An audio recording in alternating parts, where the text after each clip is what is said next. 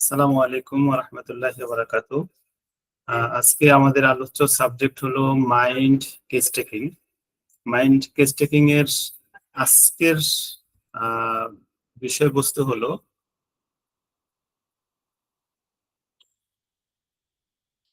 কৌতূহল এবং অমনোযোগ। এই দুইটা বিষয়কে নিয়ে আজকে আলোচনা করব। আম, আমাদের কেস টেকিং এর বা কেস টেকিং ক্লাসের মৌলিক যে সাবজেক্ট গুলো থাকে সে সাবজেক্ট গুলো হলো যে আমরা একজন রোগীকে কি প্রশ্ন করব, কিভাবে প্রশ্ন করব, প্রশ্নের সম্ভাব্য কি উত্তর হতে পারে, উত্তরের প্রেক্ষিতে সম্ভাব্য রুব্রিক ও ঔষধ নির্বাচন। এবং এই যে আমি কথাগুলো বললাম, এই কথাগুলো যদি শুধু লেকচারে রূপান্তরিত হয় বা শুধু যদি আমরা লেকচার দেই, তাহলে জাতি আম, খুব বেশি ডেভেলপড হবে না, বা পরবর্তী প্রজন্ম বা হোমিওপ্যাথি প্রজন্ম ডেভেলপ হবে না। এটাকে এমন একটা ফরম্যাটে নিয়ে আসতে হবে যে ফরম্যাটের কারণে আমি যখন চাই তখনই যেন এই সুবিধাগুলো আমি পেতে পারি। তো সেই ভাবনা চিন্তা থেকেই আমাদের এই কেস টেকিংটাকে একটা ইবুক ফরম্যাট করা হচ্ছে। এখনো যেহেতু এটা ফুল ডেভেলপ না, এটা নিয়ে কাজ করা হচ্ছে, এখানে সব তথ্যগুলো পাবেন না। সব তথ্যগুলো এটাতে সন্নিবেশিত হতে হতে সম্ভবত 2025 সালের জুন মাস পর্যন্ত সম্ভবত লাগবে। আমি একটা মোটামুটি একটা ধারণার ভিতরে নিয়েছি যে 2025 সালের জুন মাস নাগাদ একটা টার্গেট আমরা হয়তো এই কাজটাকে ফিল আপ করতে পারবো। আমি স্ক্রিন শেয়ার দিয়ে আপনাদেরকে দেখাচ্ছি।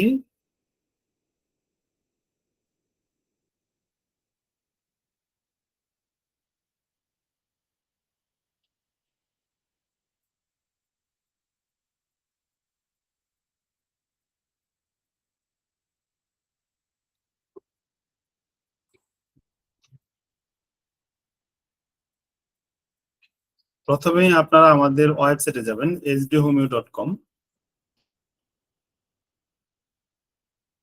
ওয়েবসাইটের হোম পেজেই পাবেন কেস টেকিং ও ঔষধ নির্বাচন। তো এই কেস টেকিং ও ঔষধ নির্বাচনের যে লেখাটা আছে, এই লেখাটার মধ্যে ক্লিক করবেন।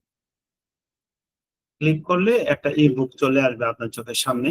এখানে অনেকগুলো বিষয় নিয়ে কেস টেকিং, যেমন অর্গাননের আলোকে কেস টেকিং, অর্থাৎ কেস টেকিং সম্পর্কে অর্গাননে কি বলা আছে এই বিষয়টা একটা টপিক। তারপর অভিযোগ বা কমপ্লেইন সংগ্রহ, আহ, এই বিষয়টাও একটা টপিক।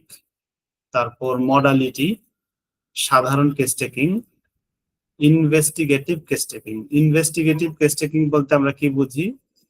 যেই বিষয়গুলো পরীক্ষা করে ধরা পড়ে অথবা ডাক্তার নিজের চোখে দেখে ধরতে পারেন, এগুলোকে বলা হয় ইনভেস্টিগেটিভ কেস টেকিং। অর্থাৎ ডাক্তার নিজে চোখে দেখতে পারেন অথবা যন্ত্র দিয়ে পরীক্ষা করে ধরতে পারেন। ব্লাড প্রেশার মাপা, এটা ইনভেস্টিগেটিভ কেস টেকিং। তারপর আম, রক্তের গ্লুকোজ মাপা বা ডায়াবেটিস মাপা, ইনভেস্টিগেটিভ কেস টেকিং। আল্ট্রাসাউন্ড পরীক্ষা করে লিভারে ফ্যাট হয়েছে, ফ্যাটি লিভার হয়েছে, ইনভেস্টিগেটিভ কেস টেকিং। আপনার নখে কালো দাগ হয়েছে, এটা ডাক্তার দেখতে পাচ্ছে, ইনভেস্টিগেটিভ কেস টেকিং। তো ইনভেস্টিগেটিভ কেস টেকিং নিয়ে আলাদা টপিক এর মধ্যে থাকবে। মহিলাদের বিশেষ কেস টেকিং, জ্বরের বিশেষ কেস টেকিং, ইতিহাস সম্বলিত কেস টেকিং, মানসিক রোগের কেস টেকিং, রোগ ভিত্তিক কেস টেকিং।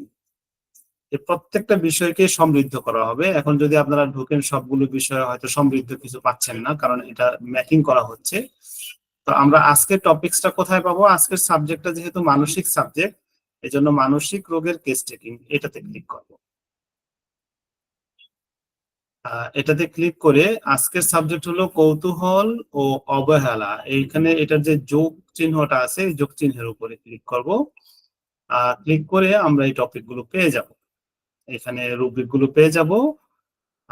আমরা এই রুব্রিক গুলোর সাথে, যেমন কৌতূহল ও কিউরিসিটি, এইখানে একটা বাটন করে দিব আমরা পরবর্তীতে, এটা নিয়ে কাজ চলতেছে। জাস্ট এই বাটনে ক্লিক করবেন। ক্লিক করার পর এই রুব্রিকের এগেইনস্টে যে ঔষধগুলো আছে সেগুলো আপনারা দেখতে পারবেন। হ্যাঁ, অর্থাৎ মানে একসাথে আপনি এখান থেকে পড়তে পারবেন, লার্নিং নিতে পারবেন, আবার মেডিসিন গুলো দেখতে পারবেন। এটাকে আমরা এইভাবেই সাজাচ্ছি। তো ভূমিকার আলোচনা মোটামুটি শেষ, এখন ক্লাস। আজকের সাবজেক্ট যেহেতু কৌতূহল ও অবহেলা, আম, এইটাকে মাইন্ডের যে আমার নোট, পার্সোনাল যে নোট, সেই নোট থেকে একটু দেখাই। মাইন্ডের নোটের মধ্যে যে বিষয়গুলো আছে, প্রায় 208টা টপিক মাইন্ডের থাকবে। এর মধ্যে বুদ্ধিদীপ্ত ক্রিয়াকলাপ, যেমন চিন্তা করা কষ্ট, এর মধ্যে আছে পড়তে কষ্ট, মানে তার পড়তে কষ্টের কি বাংলা এবং এই পাশে রুব্রিক, তারপর লিখতে কষ্ট, হিসাব করতে কষ্ট, সময় নির্ধারণ করতে কষ্ট, স্থান নির্ধারণ করতে কষ্ট, মাত্রা ও দূরত্ব ভুল করে ফেলে, নিজের পরিচয় সংক্রান্ত বিভ্রান্তি, মানসিক সরি মানুষ শনাক্ত করতে ভুল করে, মানসিক অবসাদ, এই বিষয়গুলো আপনারা এখান থেকে পাবেন। তো আজকে আমাদের দ্বিতীয় সাবজেক্ট হলো কন্ডিশন। কন্ডিশনের মধ্যে কি আছে? কৌতূহল, কৌতূহল শূন্যতা, যত্ন, মনোযোগ, অবহেলা ও অমনোযোগ, এই এই কয়েকটা সাবজেক্ট নিয়ে আজকে আমরা আলোচনা করব। কৌতূহল, কৌতূহল শূন্যতা, যত্ন বা মনোযোগ, আর তার বিপরীত হলো অমনোযোগ। এই বিষয়গুলো কিন্তু আমরা প্রত্যেকেই ফিল করি। এইটাকে রুব্রিকে নিয়ে আসা, এটাকে ব্যবহারের মধ্যে নিয়ে আসা, এটাই আজকের ক্লাসের সার্থকতা। হুম। শুধু ফিল করলে হবে না, ফিলটাকে ব্যবহারের মধ্যে নিয়ে আসতে হবে, এবং আম, এইটা এটাকে আমাদের বুঝে এখান থেকে যে ঔষধ নির্বাচন করা যায়, সেই জায়গায় পৌঁছাতে হবে। তো সেই জায়গায় পৌঁছাতে হলে আজকে এই রুব্রিক গুলো নিয়ে আমরা আলোচনা করব। একটা মিনিট। হ্যাঁ, আসসালামু আলাইকুম। হ্যাঁ হ্যাঁ, পেয়েছি পেয়েছি, থ্যাংক ইউ। আমি একটা মিটিং এ আছি। হ্যাঁ। তো আহ, প্রথমে আসা যাক কৌতূহল। কৌতূহল নিয়ে আমরা সাধারণত কি কি রুব্রিক ইউজ করতে পারি, এবং এই রুব্রিক গুলোর উপর ভিত্তি করে কি প্রশ্ন হইতে পারে এবং উত্তর হইতে পারে। যেমন কোন রোগীকে আমরা তো সাধারণত মাইন্ড প্রশ্নগুলো সরাসরি করি না। আপনি কি কৌতূহলী, এই প্রশ্ন কিন্তু আমরা খুব সহজে করতে পারি না, বা করলে রোগীর কাছ থেকে উত্তর আসে না। রোগীর কাছ থেকে হিস্টোরি জিজ্ঞেস করতে হয় যে আপনার ফ্যামিলিতে কোনো প্রবলেম আছে কিনা। তাও যখন আহ, উম, রোগীর আমরা জেনারেল কেস টেকিং নিয়ে শেষ করে ফেলবো, তখন রোগীর সাথে যখন একটা ভালো আন্ডারস্ট্যান্ডিং তৈরি হবে, তারপর আপনি প্রশ্ন করতে পারেন যে আপনার ছেলে মেয়ে কয়জন। তারপর বা বাচ্চা হলে, বাচ্চা মানুষ হলে যে তোমার বাবা মা কিরকম, তোমার সাথে তুমি বাবা এবং মা দুজনের মধ্যে কাকে বেশি ভালোবাসো। হ্যাঁ, আবার যখন যুবক হয়, তাকেও এই ধরনের প্রশ্ন করতে পারেন, আপনার বাবা মা বেঁচে আছে কিনা, তাদের মধ্যে মানে তার তার ডিপে যাওয়ার চেষ্টা করবেন। ডিপে যাওয়ার পর যখন আপনি তার কাছে সহজ সহজ কিছু মানসিক প্রশ্নগুলো করে ফেলছেন, সে এখন মানসিক প্রশ্নের উত্তর দিতে প্রস্তুত, তখন এক পর্যায়ে গিয়ে আপনি তাকে বলতে পারেন যে আপনার মধ্যে যে কৌতূহল, অনেকের আছে না কৌতূহল স্বভাব, যে কোনো কিছু সম্পর্কে জানার ব্যাপারটা, খোঁজ খবর রাখা, এই ধরনের যে ব্যাপারগুলো, এই বিষয়গুলো আপনার মধ্যে কেমন ফিল হয়, বা এর মধ্যে আপনার দক্ষতা কিরকম এই এই বিষয়টাতে, তখন কিন্তু এই সবগুলোর মধ্য থেকে যে কোনো একটা সে কিন্তু বলতেও পারে। বললে আপনি যদি মনে করেন যে এটা রুব্রিক হিসেবে নেওয়া যায়, লাইট মানে মাইন্ড চ্যাপ্টারে লাইট লাইট অবস্থায় কিন্তু নেওয়া দরকার নেই। হুম। আম, যেমন কৌতূহলী স্বভাবের জন্য কিউরিয়াস। তো এই কিউরিয়াসের জন্য কি ঔষধ আছে, আমরা যদি মাইন্ড চ্যাপ্টারে যাই।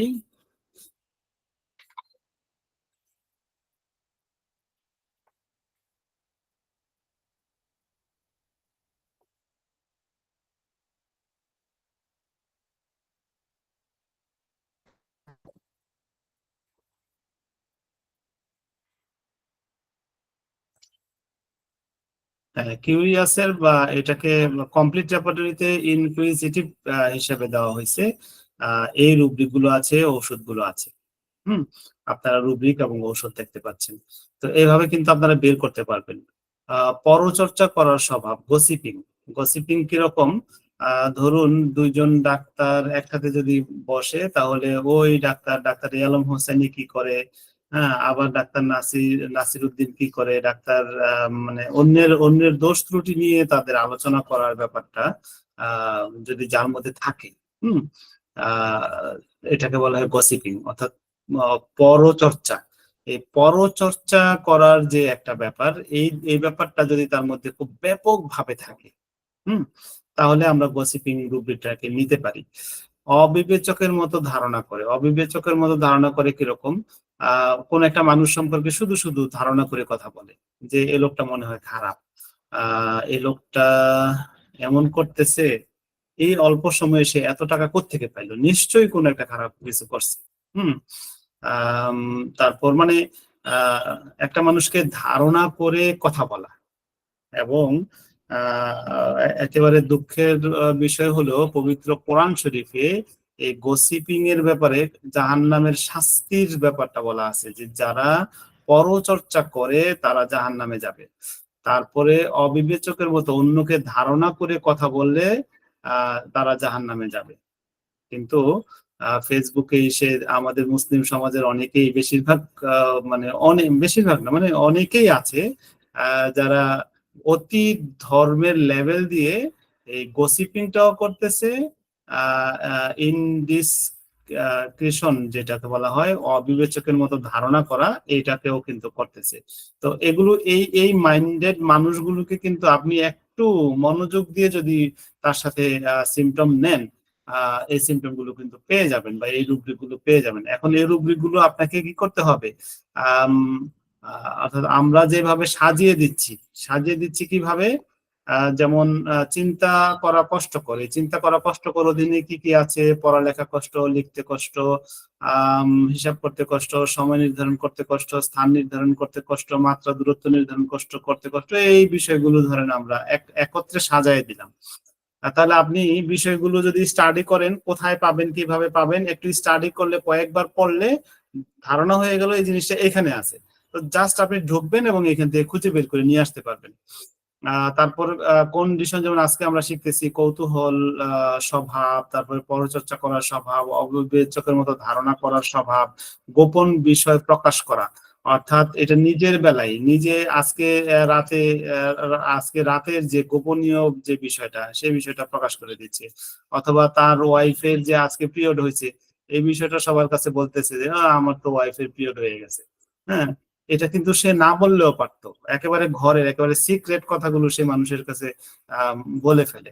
তো এই যে একেবারে সিক্রেট কথাটা মানুষের কাছে বলে ফেলা, গোপন বিষয় প্রকাশ করা, এটাও কিন্তু একটা মানসিক রোগ। হুম এই বিষয়গুলো বুঝতে হবে, এগুলো যদি না পড়ি আমরা তাহলে কিন্তু বুঝতে পারবো না। সব বিষয়ে গুপ্তচর বৃত্তি বা অনুসন্ধান করে। এখন আহ গুপ্তচর বৃত্তি তো বলবেন, আমরা বুঝতে পারি যে হয়তো সে আহ কি বলে পুলিশে চাকরি করে বা গোয়েন্দা গোয়েন্দা বিভাগে চাকরি করে, সে গুপ্তচর বৃত্তি করে, বিষয়টা কিন্তু এরকম না। আপনি আপনার ঘরের একটা পার্সন থাকতে পারে এরকম, যে প্রত্যেকের মানে ছোটখাটো বিষয়গুলো তার জানতে হবে।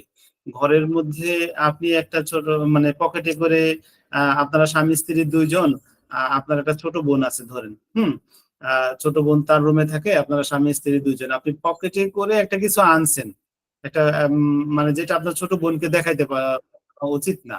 হ্যাঁ, এইটা আপনার ওয়াইফের হাতে দিয়েছেন, সেটা সে দেখে ফেলছে। এখন এইটাতে কি আছে এটাও তার মানে জানতে হবে। হুম এই যে গুপ্তচর বৃত্তি, অর্থাৎ প্রত্যেকটা ছোটখাটো বিষয়টাকেও তাকে জানতে হবে, এবং জোর করে হলেও জানতে হবে, ঝগড়া লেগেও হলেও জানতে হবে। আর যদি সে জানতে না পারে তাহলে এটাকে নিয়ে একটা অশান্তি সৃষ্টি করবে। যদি এই ধরনের টেন্ডেন্সি হয়, তাহলে কিন্তু আমরা এই সিমটম গুলো ইউজ করতে পারি। তাহলে আমরা আমাদের সংসারে বা আমাদের ঘরে যদি পাই যে কোনো একজন মানুষের মধ্যে কৌতূহল স্বভাব, কৌতূহল কিরকম, মানে কৌতূহল স্বভাবটা কিন্তু পজিটিভ। কৌতূহলটা কিরকম, যেমন এই মোবাইলটা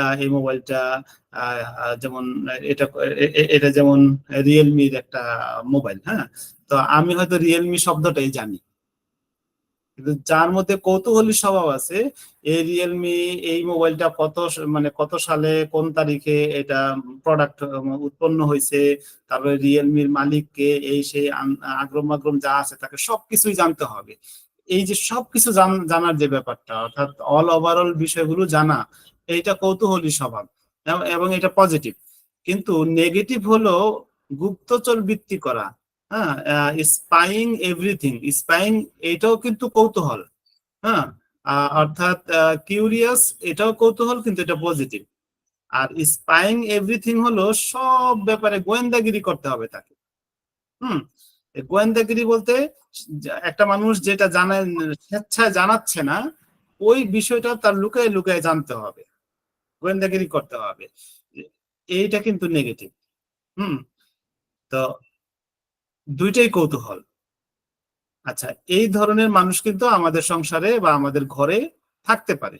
পরচর্চা করার স্বভাব, এটা তো অহরহ আছে। গসিপিং, অবিবেচকের মতো ধারণা করা, অর্থাৎ ধারণা করে কথা বলে, হ্যাঁ, অর্থাৎ অন্যের সম্পর্কে দেখা গেল যে সে মানে আসলে ঘটে নাই, কিন্তু সে নিজে থেকে একটা ধারণা করে ওই ঘটনাটা বলে ফেলবে বা বলবে। এই যে ধারণা করা, এটা একটা মারাত্মক মানে রোগ এবং মারাত্মক মানসিক প্রবলেম। এবং এই যে ধারণা করে কারো ব্যাপারে একটা ধারণা নিয়ে নেওয়া, হ্যাঁ, ইনডিসক্রেশন, যেই যে স্টেজটা একটা মানুষের, এইটা কিন্তু একটা ফ্যামিলিতে ঝগড়া হওয়ার জন্য, একটা মানুষকে মানে একটা মানুষকে খারাপ মানুষ হিসেবে বিবেচনা করার জন্য এটুকুই যথেষ্ট যে সে অন্যের সম্পর্কে ধারণা করে কথা বলে। একটা খারাপ মানুষের সবচেয়ে খারাপ চরিত্র হলো সে অন্য মানুষ সম্পর্কে ধারণা করে একটা কমেন্ট করে ফেলে। হুম, তো এই ধরনের আমাদের পরিবারে কিন্তু এই ধরনের মানুষ আছে। গোপন বিষয় প্রকাশ করার ব্যাপারটা, এটা হলো একটা নির্লজ্জ মানুষ। ঘরের গোপন কথা, দেখা গেল যে আম, আহ, তার ফ্যামিলিতে একটা কথা হয়েছে যে ফ্যামিলির একেবারে ফ্যামিলি পার্সোনাল যে বিষয়গুলো যেটা বলার দরকার নেই, সেটাই বলে দিল, হ্যাঁ, তার ওয়াইফের কথা বলে দিল। সে আজকে রাতে কি করছে সেই বিষয়টা সে বলে দিল মানুষের কাছে, হ্যাঁ, অর্থাৎ তার এই পার্সোনালিটি, হ্যাঁ, একটা ভদ্রলোক কিন্তু এই কথাগুলো বলবে না। হুম, কিন্তু তার এই পার্সোনালিটি থেকে আপনি বুঝতে পারলেন যে তার মধ্যে কি সমস্যা আছে, হ্যাঁ, এবং সে এই মেন্টাল স্টেটের অধীনে আছে। তা আমরা এই কৌতূহলের এই 5টা রুব্রিক থেকে রুগীকে কি প্রশ্ন করা উচিত এবং তার কাছ থেকে উত্তর আসলে আমরা কি পাবো, এই বিষয়টা কিন্তু আমরা এখান থেকে নির্ধারণ করতে পারি। তো এগুলো তো গেল কৌতূহল। কৌতূহলের বিপরীত কি? কৌতূহল শূন্যতা। তো কৌতূহল শূন্যতার ব্যাপারে কি কি কি রুব্রিক হইতে পারে? এনভি। এনভি মানে হলো মানসিক ক্লান্তি, অর্থাৎ সে চিন্তাই করতে পারে না মানসিক ভাবে। অর্থাৎ একটা মানুষ যার মধ্যে কৌতূহল আছে তার মধ্যে তো যথেষ্ট মানসিক এনার্জি আছে, এই জন্য সে তো কৌতূহল, হ্যাঁ, তো তার মধ্যে মানসিক এনার্জি নাই। আর ইনডিফারেন্স, ইনডিফারেন্স মানে হলো অবহেলা। হুম, অবহেলা, অর্থাৎ কোন একটা বিষয়ে তার এত মানে জানাজানি দরকার নেই বা এত কিছু দরকার নেই, সে বিষয়টা নিয়ে একেবারে অবহেলা করে, বিষয়টা নিয়ে সে কোনো কিছু জানতেও চায় না, বুঝতেও চায় না, হ্যাঁ, এই ধরনের ব্যাপারটাকে বলা হয় অবহেলা। হুম, তো এই দুইটা সাবজেক্ট যদি আমরা দেখি যে এখানে 5টা রুব্রিক আর এখানে হলো 2টা রুব্রিক, তাহলে আমরা কৌতূহল বিষয়টা নিয়ে মোটামুটি রুব্রিক গুলো বের করতে পারবো। হ্যাঁ, কিছু কিছু রুব্রিক আছে যার এগেইনস্টে কিন্তু অনেকগুলো সাব রুব্রিক আছে, যেমন আমরা রেপার্টরি থেকে এই রুব্রিকটা বেশি যেটা বের করেছি, এর অধীনে কিন্তু কয়েকটা সাব রুব্রিকও আছে। তো আমার কাছে মনে হয় কৌতূহল বিষয়টা আপনারা ধরতে পারছেন। আমরা যত্ন এবং মনোযোগ এবং অমনোযোগ অবহেলা, অমনোযোগ, এই বিষয়টা আমরা একটু পরে পড়ি। কৌতূহল বিষয়টা নিয়ে আপনাদের সাথে একটু কথা বলি। আপনারা আপনাদের এই বিষয়ে কারো কোনো প্রশ্ন আছে কিনা?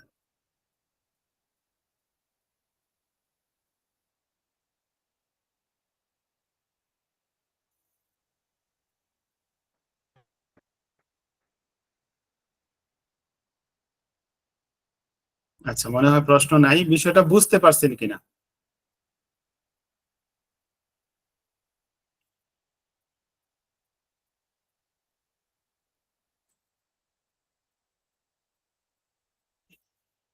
আচ্ছা, তাহলে আমরা কিন্তু এই এই জায়গাটাতে, অর্থাৎ এইখানে একটা বাটন নির্ধারণ করে দিব। আমরা ইয়ে থেকে আসি, যেমন কৌতূহল, এই জায়গাটাতে একটা বাটন করে দিব, জাস্ট এখানে ক্লিক করবেন, এই প্রত্যেকটা রুব্রিকের ঔষধ সহ আপনারা দেখতে পারবেন। এটা এখন করতে পারতেছি না, এটাতে মানে আন্ডার কনস্ট্রাকশনে আছে, আপনারা অবশ্যই পেয়ে যাবেন। আহ এই পর্যন্ত হলো। এবার হলো যত্ন ও মনোযোগ বিষয়টা নিয়ে। হুম আমরা সংসারে আমাদের মায়েরা, আমাদের বোনেরা কিন্তু অনেক যত্ন করে। তারপর বাবারাও কিন্তু যত্ন করে। যত্ন এবং মনোযোগ, যত্ন এবং মনোযোগ দুইটা কিন্তু, আপনার যদি কারো ব্যাপারে মনোযোগ না থাকে আপনি যত্ন করতে পারবেন না। হুম তাহলে এই বিষয়গুলো আমরা কোন কোন রূপ দিক দিয়ে সমাধান করব? এই এই বিষয়গুলো সমাধান করতে হলে আমাদের যে টপিকগুলো দরকার, আহ যেমন হলো এলিমেন্টস ফ্রম কেয়ারস ওয়ারিস।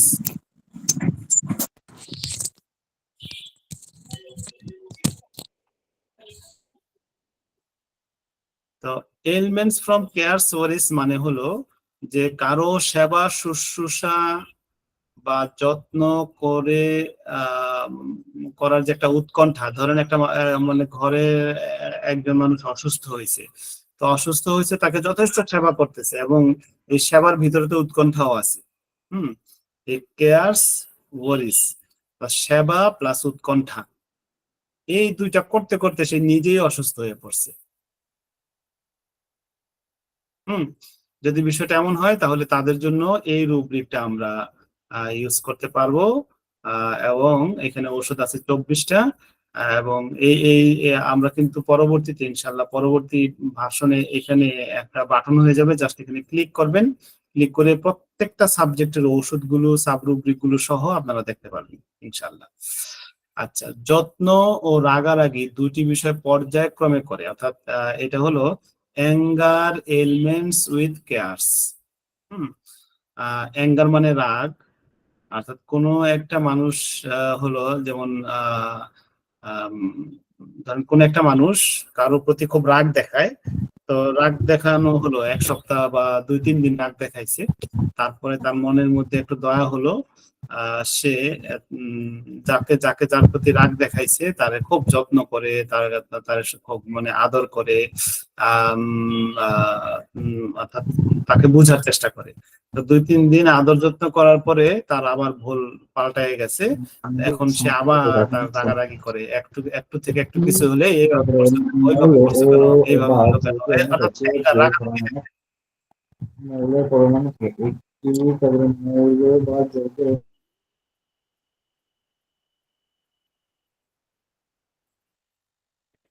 যত্নবান হওয়া, কেয়ারফুলনেস, পরিপূর্ণ যত্ন করে, অর্থাৎ কেয়ারফুল অফ, সতর্ক বা সাবধান থাকে।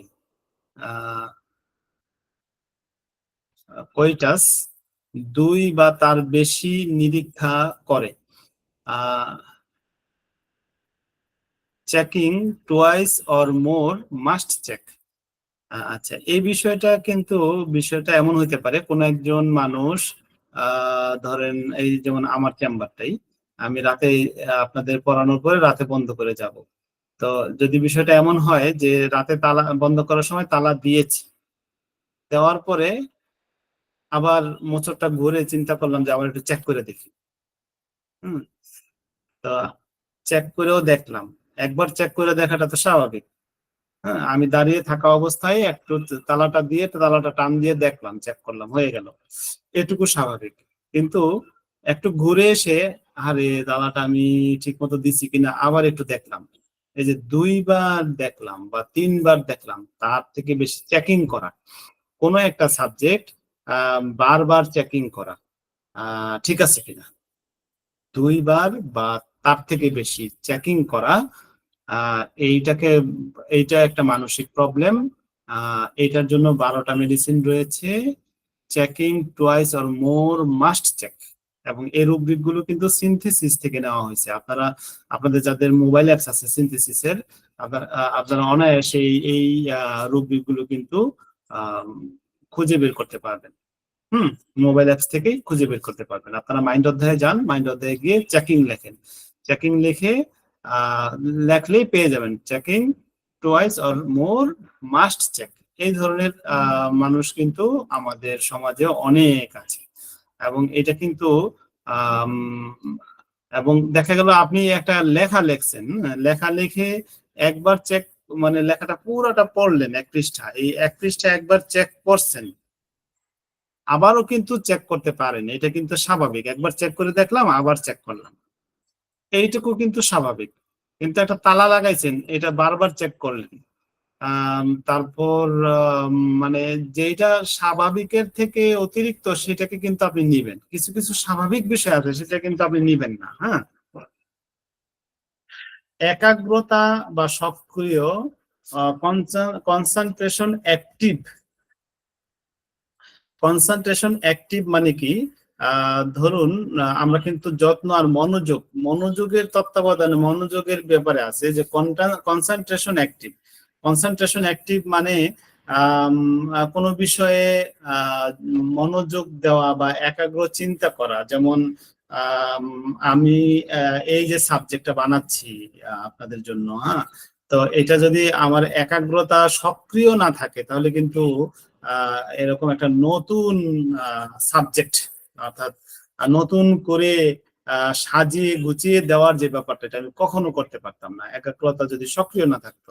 তো কোন একটা মানুষের কনসেন্ট্রেশন অ্যাক্টিভ যদি থাকে, হ্যাঁ, বা অ্যাক্টিভ কনসেন্ট্রেশন থাকে, তাহলে সে কিন্তু তার প্রতিষ্ঠানে বড় হইতে পারে।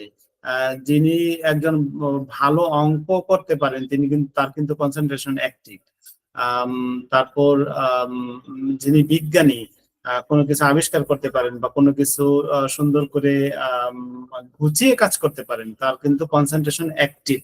হ্যাঁ, নতুন কিছু উদ্ভাবন করতে পারেন, কনসেন্ট্রেশন অ্যাক্টিভ। সামান্য বিষয়ে অতি সচেতন, মাইন্ড কনসেন্ট্রেশন অ্যাবাউট ট্রিফল। অর্থাৎ সামান্য বিষয়ে অতি সচেতন কিরকম, যেমন কিছু কিছু বিষয় আমরা আমলেই নেই না, কিন্তু সে এটা আমলে নেয়।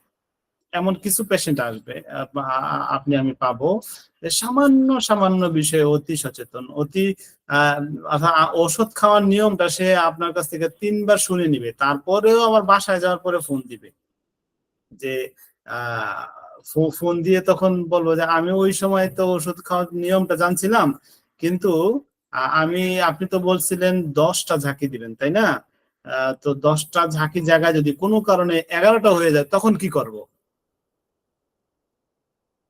হুম, অর্থাৎ এমন প্রশ্ন করবে যেটা ধরেন মানে সামান্য বিষয় নিয়ে সে অতি সচেতন, কারণ সে 10টার জায়গায় 11টা ঝাঁকি দিয়ে ফেলছে, এখন এই 11টা ঝাঁকি দিল কেন, হ্যাঁ, এটা নিয়ে কিন্তু সে এখন আহ সমস্যায় আছে।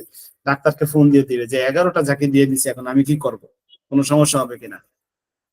অন্য অনেক মানুষ হলে 11টা নিয়ে, 10টা বলছে, 11টা পড়ে গেছে, আমি কি করবো, স্যারের ফোন দিব না, ফোন দিব না। হ্যাঁ, কিন্তু সে ফোন দিবে, সে এটা নিয়ে ভাবতে থাকবে এবং ঝামেলা ঝামেলা করতে থাকবে। ব্যবসা, ব্যবসা সংক্রান্ত কাজের ফলে dementia, mind dementia cares about business from. আচ্ছা, বিজনেসের যে কেয়ার, বিজনেসের কাজকর্ম, বিজনেসের বিজনেসের ডিলিং যে ব্যাপারগুলো আছে, এইটা নিয়ে কাজ করতে করতে তার মধ্যে ডিমেনশিয়া তৈরি হয়ে গেছে। ডিমেনশিয়া কিরকম, একরকম ব্রেইন ফ্যাক। হুম, অর্থাৎ চিন্তা করা বা প্ল্যানিং করা, এগুলো সে খুব ভালোভাবে করতে পারতেছে না। আহ তারপর ব্যবসা সংক্রান্ত কাজের ফলে নিস্তেজ অবস্থা, dullness, care for his business from. আবেগ, উচ্ছ্বাস ও যত্নশীলতা পর্যায়ক্রমে দেখা দেয়। আহ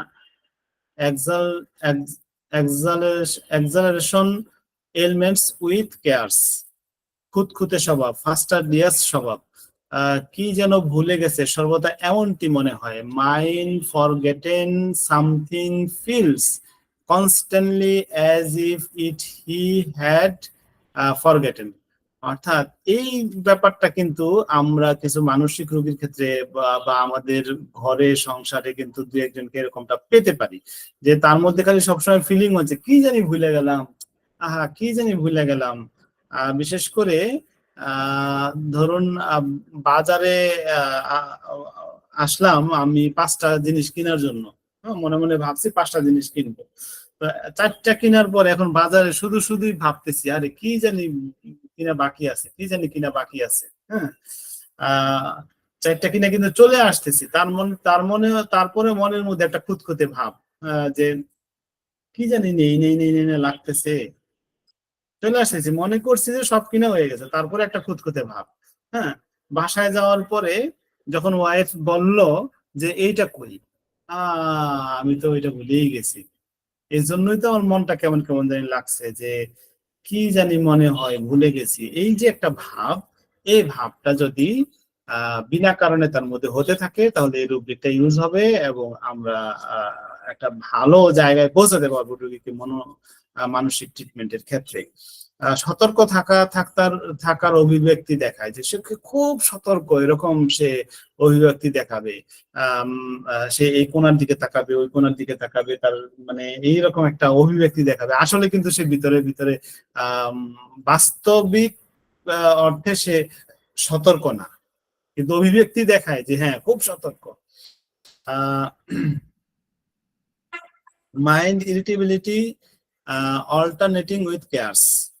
অল্টারনেটিং উইথ কেয়ারস মানে তো বুঝতেই পারতেছেন, কোন একটা মানুষ বিশেষ করে আমাদের ঘরের মা বোনেরা এমন একজন আচরণ যদি হয় যে সে খুব যত্ন করতেছে, কয়েকদিন পরে এখন যত্ন করে না, খালি খিটখিটে, এই এরকম করলা কেন, মানে মানে তার ভাষাটা হয় এরকম, হুম, এরকম করলা কেন, এটা হইলো কেন, ওইভাবে হইলো কেন।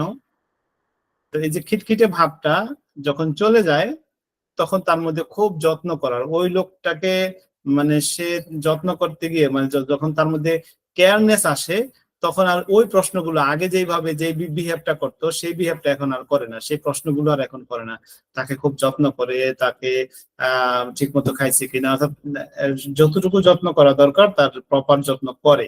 তো এই যে এই ব্যাপারটা যদি আসে, এটা একটা মেন্টাল স্টেট, এবং এই মেন্টাল স্টেট গুলোকে ধরতে পারতে হলে আমাদের কিন্তু বিশদভাবে পড়াশোনা করতে হবে। হ্যাঁ, তো বিশদভাবে না পড়লে আমরা কিন্তু হেরে যাব। মাইন্ড কিন্তু খুব জটিল একটা সাবজেক্ট, এই পড়ার একটা জায়গা কিন্তু আমরা তৈরি করে দিচ্ছি ইনশাল্লাহ।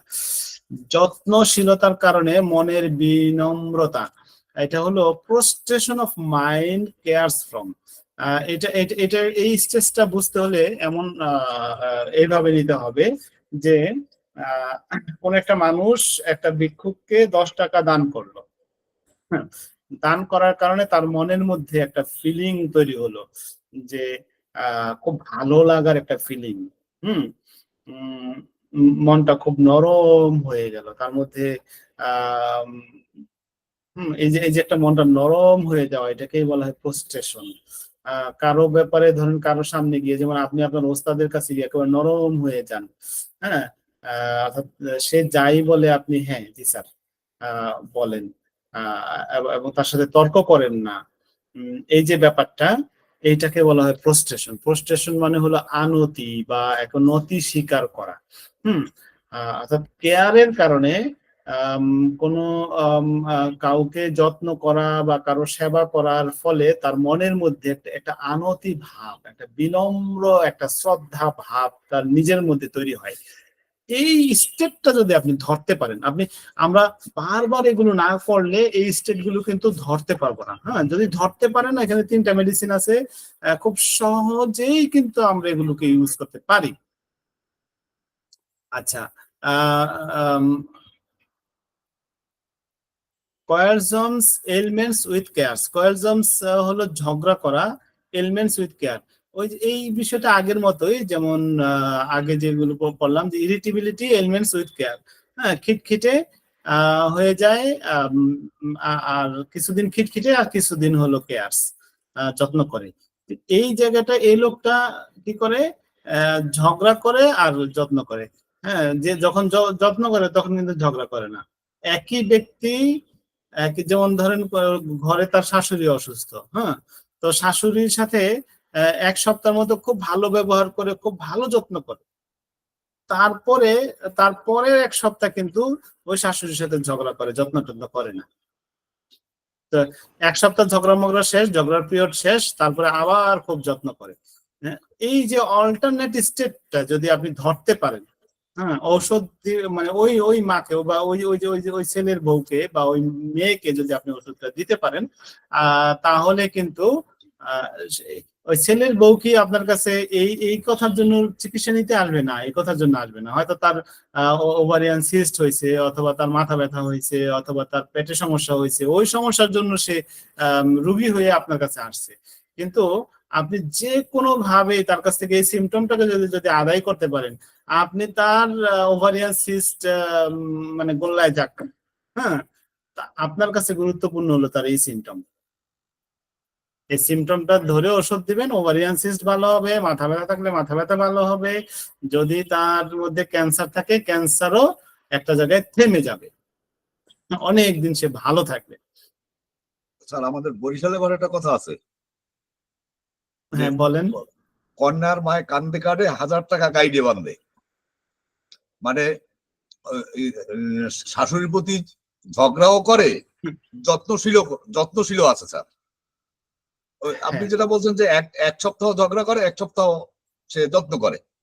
হ্যাঁ, কিন্তু এমন এমন লোক আছে যারা যে যত্নও নেয়, ওদিকে ঝগড়াও করে। এটা এটা এইভাবে নিতেই পারেন যে কোয়ালজমস অল্টারনেটিং উইথ কেয়ারস, সে অল্টারনেট এটাও করে ওইটাও করে, এই সিমটমটা এখানেও আপনি মানে এই করতে পারবেন, খাটাইতে পারবেন পর্যায়ক্রমে স্যার। হ্যাঁ, পর্যায়ক্রমে সে যত্ন করে আবার ঝগড়াও করে। ঝগড়া করে, হ্যাঁ। হ্যাঁ, এই সিমটমটা সেখানেও খাটাইতে পারবে। হ্যাঁ, ঠিক আছে, সেটাই। মানে ঝগড়ায় কিন্তু তার যত্ন কমে না। না, ঝগড়ায় যত্ন কমে না। বুঝতে পারছেন? হ্যাঁ। তাহলে আপনাকে কিন্তু এই যে আমি যে টেকনিকটা আপনাদেরকে দিচ্ছি, আপনাদের কিন্তু যথেষ্ট শিক্ষিত করে ফেলবে ইনশাআল্লাহ। এবং আমরা আমরা টার্গেট নিচ্ছি আগামী জুন, অর্থাৎ আগামী জুন বলতে 2025-এর জুনের ভিতরে। তাহলে জাস্ট এইখানে ক্লিক করবেন, ক্লিক করার পরে এই রুব্রিকের এগেইনস্টে ওষুধগুলো সহ আপনারা দেখতে পারবেন ইনশাআল্লাহ। অনেক বড় কাজ করে দিচ্ছি, শুধু খালি হ্যাঁ, শুধু খালি আপনাদের স্টাডি করার পালা। আচ্ছা, তারপর শুধু নিজের যত্ন পাওয়া সম্পর্কিত কথা বলে, talking cares Tux of nothing but about her. অর্থাৎ কোনো বিষয়ে সে কথা বলে না, শুধুমাত্র নিজের ব্যাপারেই কথা বলবে। কিসের? নিজের কেয়ার, নিজের যত্ন, নিজে কেমন কিভাবে ভালো থাকবে, নিজে অর্থাৎ নিজের এখানে হার যেহেতু বলছে, এটা একজন মহিলা মানুষ, তার কসমেটিক্স লাগবে, জামা কাপড় লাগবে, তারপর নিজে কিভাবে ভালো থাকবে, আমার এই বাসাটা ভালো লাগে না, এই বিছানাটা ভালো লাগে না, এই বিছানার চাদরটা হবে না, আমাকে আরো বেশি লাক্সারিয়াস লাইফ দিতে হবে। অর্থাৎ নিজের ব্যাপারটা নিয়েই সে সবসময় ভাবে, নিজের যত্ন নিয়েই সে ভাবে, অন্য কারো ব্যাপারটা নিয়ে সে কখনো ভাবে না। এটা যদি একটা মানুষের মেন্টাল স্টেট হয়, তার শরীরে ক্যান্সার হলেও এরূপ দিক ধরে আপনি ওষুধ দিবেন। তার যদি ওভারিতে সিস্ট হয়, এর রুব্রিক ধরে ওষুধ দিবেন। এটার নামই হোমিওপ্যাথি। এবং যারা এগুলো পারবে না, সে হোমিওপ্যাথি কলেজের প্রিন্সিপাল হলেও সে শেষ পর্যন্ত মানে একক ঔষধ দিয়ে চিকিৎসা করার যে প্র্যাকটিস, হোমিওপ্যাথি যে বিউটি, সেটা সে ধরে রাখতে পারবে না। আচ্ছা, চিন্তাকর্ষক থট থটস কমপ্লেইন পরিপাটি টিডি। ডায়রিয়া হয়েছে পরিবারের মানুষের সেবা যত্ন করার ফলে, ডায়রিয়া, ডোমেস্টিক কেয়ার ফ্রম, অর্থাৎ ঘরের মানুষের সেবা করতে করতে তার ডায়রিয়া হয়ে গেছে। ধরেন ডোমেস্টিক বাচ্চা অসুস্থ হয়েছে, তো বাচ্চার জ্বর আসছে, এখন তো মা সেবা করবেই। তো মা এত বেশি সেবা করছে, ধরেন মা কিন্তু বাচ্চাকে ওষুধ খাওয়াইয়া পাশে শুয়ে কিন্তু সে নিজে ঘুমাইতেও পারতো, কিন্তু সে ঘুমাচ্ছে না। হুম বারবার কপালে হাত দেয়, তার গা মুছে দেয়। হ্যাঁ, তো এই রূপরেখটা কিন্তু আমরা সবার আগে কিন্তু পড়ে আসছি, তাই না? এইটা এই যে কেয়ারস ওরিস, অর্থাৎ শুশ্রূষা করা এবং উৎকণ্ঠা। এই উৎকণ্ঠার কারণে কিন্তু মা ঘুমাচ্ছে দুশ্চিন্তা না। করা, হুম তো শুশ্রূষার সাথে সাথে দুশ্চিন্তা। হ্যাঁ, তো এই উৎকণ্ঠা আর হলো কেয়ার, এই দুইটা কারণে যদি কেউ অসুস্থ হয়ে যায়, তাহলে কিন্তু এখানে 24টা মেডিসিন, আর ওই অসুস্থতাটা যদি ডায়রিয়া হয় তাহলে কিন্তু একটা মেডিসিন। সেবা যত্ন করার ভাবনা নিয়ে ঘুম থেকে জেগে উঠে, ওয়েকিং থটস উইথ কেয়ারফুল। অর্থাৎ তার মধ্যে চিন্তা, তার তার ভাবনাটাই হলো কি কেয়ারফুল। এই ভাবনাটা নিয়েই যদি কেউ ঘুম থেকে জেগে উঠে, এবং এটা যদি কারো 1 দিন 2 দিন হয়, আপনি কিন্তু রুব্রিক হিসেবে এটাকে ইউজ করবেন না। হ্যাঁ, কারণ মাইন্ডের রুব্রিকটা ইউজ হবে এটা যখন ব্যাপকভাবে প্রকাশ পাবে। মাঝে মধ্যে হঠাৎ করে মানুষের মুড সুইং, মানুষের মাইন্ডের স্টেট কিন্তু এক এক সময় এক এক রকম হয়। হ্যাঁ, কোন একটা মানুষ হঠাৎ করে রেগে গিয়ে ঝগড়া লাগছে, আপনি তাকে বিবেচনা করতে পারবেন না যে সে মানুষটা ঝগড়াটে। হ্যাঁ, কিন্তু এই মানুষটা যদি সবসময় ঝগড়া করে, এই মানুষটা যদি সবসময় দেখেন যে ফেসবুকে কাউকে ইনসাল্ট করে, কোনো কিছু হইলেই ফেসবুকে এসে গালাগালি করে, দেখেন যদি দেখেন যে সে সবসময় এই কাজটা করতেছে, তাইলে আপনি ধরতে পারবেন তার পার্সোনালিটি সমস্যা আছে। হ্যাঁ, কোনো একটা ঘটনা চক্রে যদি কোনো একটা মানুষের সাথে সে ঝগড়া লেগে গেছে হঠাৎ করে, হ্যাঁ, আপনি এই একজনের সাথে ঝগড়া লেগে গেছে এটা নিয়ে কিন্তু তার ব্যাপকভাবে তাকে মেন্টাল স্টেট হিসেবে বিবেচনা করতে পারবেন না। যদি দেখেন যে বারবার অনেক মানুষের সাথে তার স্বভাবটাই এরকম, হ্যাঁ, তাহলে আপনি গিয়ে এটাকে মেন্টাল স্টেট হিসেবে বিবেচনা করতে পারবেন। পরিপূর্ণ পরিপূর্ণ যত্ন করে, কেয়ারফুল অফ। আচ্ছা, আমরা তো এতক্ষণ কেয়ার গুলো দেখলাম, এবার অবহেলা, অমনোযোগ, অযত্ন এই বিষয়গুলো দেখবো। এগুলো আপনারা পড়েও নিতে পারবেন এবং সব ওপেন। হ্যাঁ, কারণ 10টা 48 বেজে গেছে, অনেকেই রোজার মাস, তো তারপরে আমি খুব দ্রুত পড়ে দিই। অ্যাবসেন্ট মাইন্ডেড, অন্যমনস্ক। তো অন্যমনস্ক হলে তো অমনোযোগ, তাই না? গভীরভাবে নিবিষ্ট, অ্যাবজর্বড। অ্যাবজর্বড মানে হলো ধরুন কোনো একটা মানুষকে, যেমন আমাদের এখানে রণজিৎ কুমার মিস্ত্রি স্যার, উনি একটা স্কুলের টিচার। তো ওনার হেডমাস্টার স্যার ওনাকে বললেন যে আপনি একটু কেশিয়ার সাহেবের সাথে একটু হিসাবের ব্যাপারটা একটু দেখেন তো, হিসাবে একটা গরমিল পাইছি, আপনি এই বিষয়টা একটু দেখেন, একটু ইনকোয়ারি করেন। তো এই হিসাবের ভিতরে উনি এমন ভাবে ঢুকছেন, তার পাশ দিয়ে কি বলে একজন এসে তাকে সালাম দিল বা তাকে জিজ্ঞেস করলো ভাই কেমন আছেন, উনি এটা বলতেই পারলো না যে কেউ ওনাকে সালাম দিছেন, কেউ ওনাকে কেমন আছেন জিজ্ঞেস করছে। ওনার পাশে একজন মানুষ, জি, গভীর মনোনিবেশ। হ্যাঁ, গভীর ভাবে নিবিষ্ট হয়ে যায় যদি কোনো কাজে, এবং ওই নিবিষ্টতা এতটাই বেশি যে তার পাশ দিয়ে কেউ গেল, তাকে সালাম দিল, সেটা বলতেই পারতেছে না, এইটাকেই বলে অ্যাবজর্বড। ঠিক আছে? আচ্ছা, অ্যাবস্ট্রাকশন অফ মাইন্ড, অন্যমনস্ক অবস্থা। তারপর কেয়ারফ্রি। কেয়ারফ্রি মানে হলো যত্নহীন, অর্থাৎ কোনো বিষয়ে সে কেয়ারলেস, মানে কেয়ারফ্রি আর কেয়ারলেস একই কথা। Concentration difficult. কনসেন্ট্রেশন ডিফিকাল্ট মানে হলো মানে কোনো বিষয়ে মনোযোগ দিতে ডিফিকাল্ট। যেমন যেটা বললাম যে আমাদের রণজিৎ কুমার মিস্ত্রি স্যার যদি হিসাব করতে বসছেন, হিসাব করতে বইসা, মানে এটা তো হিসাব একটা মনোযোগের একটা ব্যাপার, তাই না? তো 3টা সংখ্যা উনি যোগ করছেন, যে স্কুলের বাজেটের মধ্যে একটা জিনিস কিনা হয়েছে 220 টাকা দিয়ে, আরেকটা বিষয় 530 টাকা, আরেকটা কিনা হয়েছে 310 টাকা। এই এই দুইটা যোগ করার পরে তৃতীয়টার সময়ে আগের দুইটা ভুলে গেছে। অর্থাৎ কনসেন্ট্রেশনটা মানে আগের দুইটা আপনারই থেকে আবার নতুন করে কনসেন্ট্রেশন দিতে হচ্ছে। এই যে কনসেন্ট্রেশন ডিফিকাল্ট হওয়ার কারণে আপনি তিনটা সাবজেক্টকে একসাথে যোগে আনতে পারতেছেন না। হ্যাঁ, তো এইটাকে বলা হয় কনসেন্ট্রেশন ডিফিকাল্ট।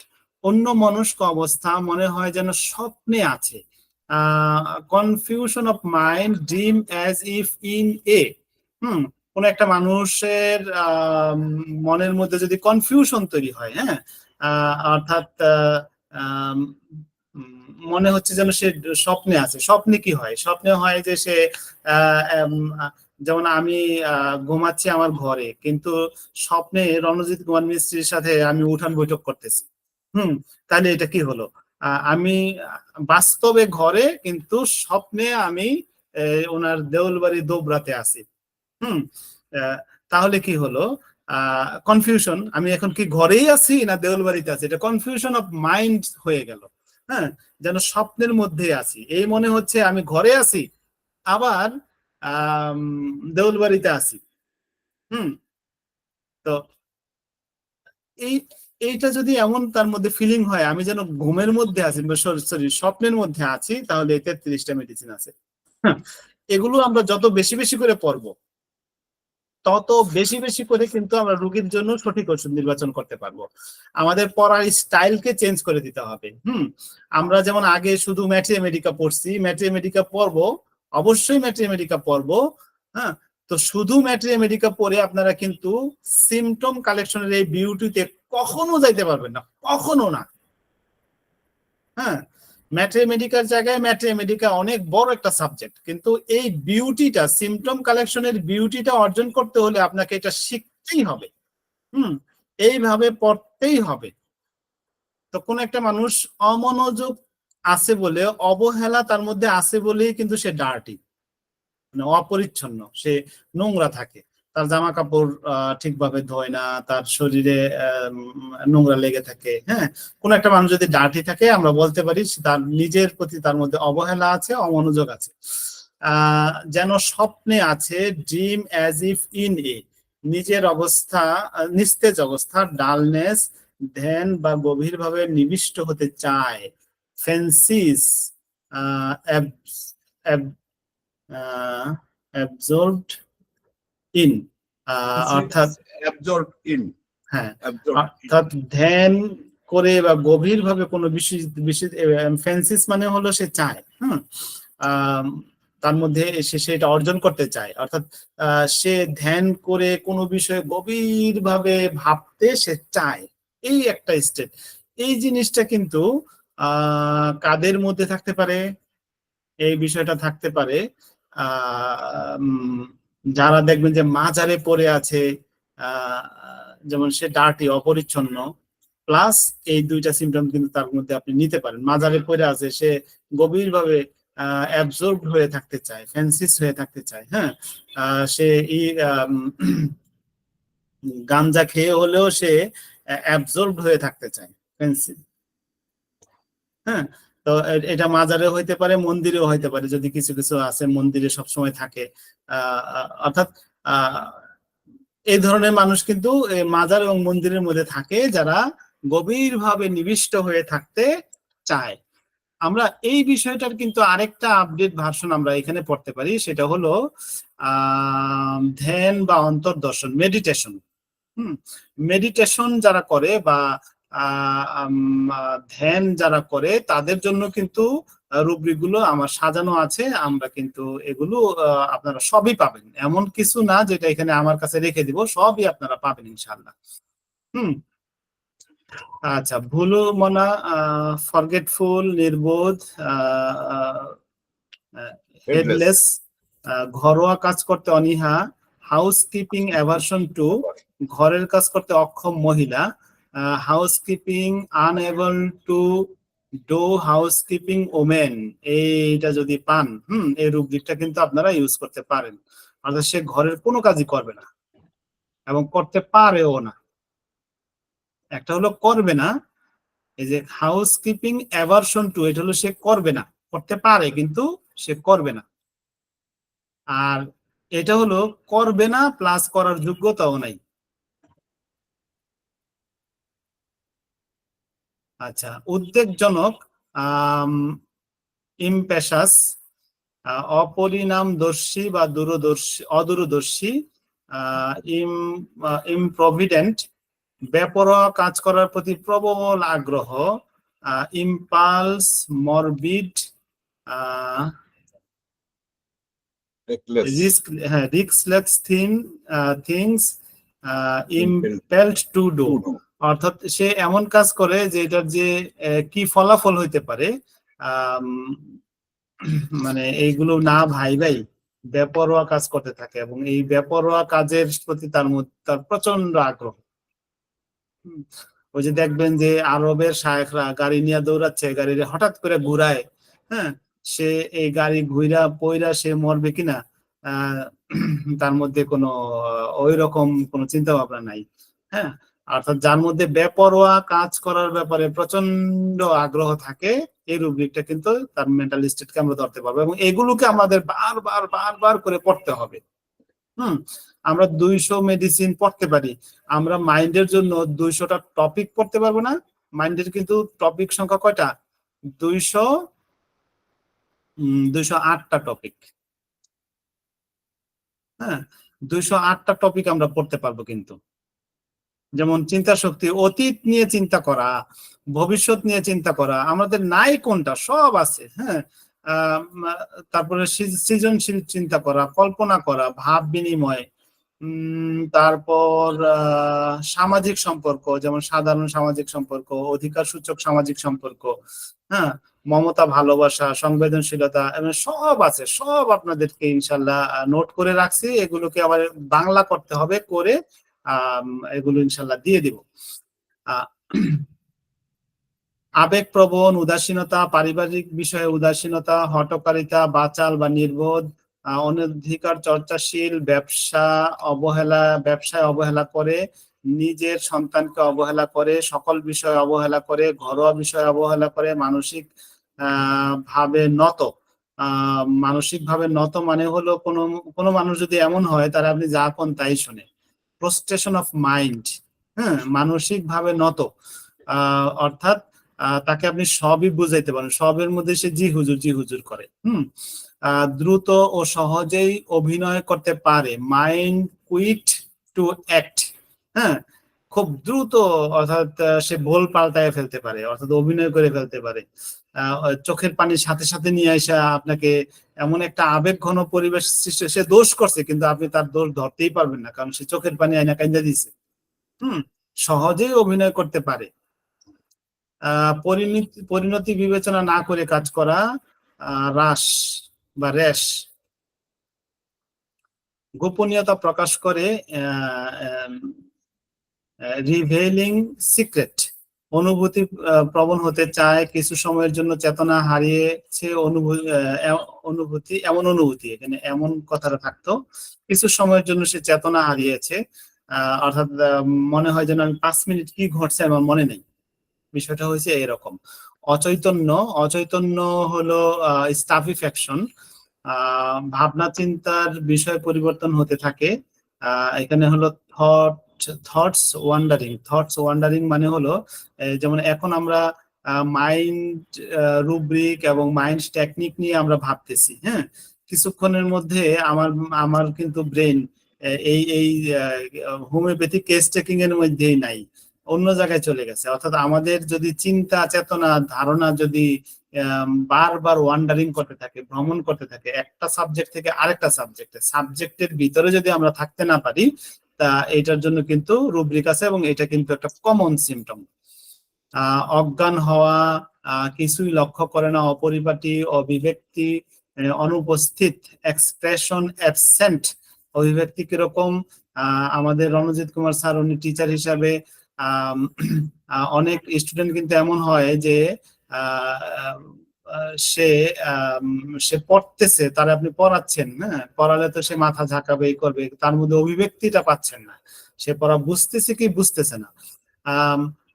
এই যে একটা অভিব্যক্তি, তার মাথা ঝাঁকানো, তার আপনার প্রতি মনোযোগ, টিচারের প্রতি মনোযোগ, এই সবকিছু কিন্তু একটা টিচার দেখলে বুঝতে পারে যে সে কতটুকু মনোযোগ আছে। এই মনোযোগটাই মানে হলো এক্সপ্রেশন। তার এই এক্সপ্রেশনটা দেখে যদি বোঝা যায় যে সে সে এখানে নেই, হ্যাঁ, সে কোথায় আছে, ওই রাতে একটা মুভি দেখছে, সে মুভি নিয়ে, মুভির কল্পনা নিয়ে সে ভাবতেছে।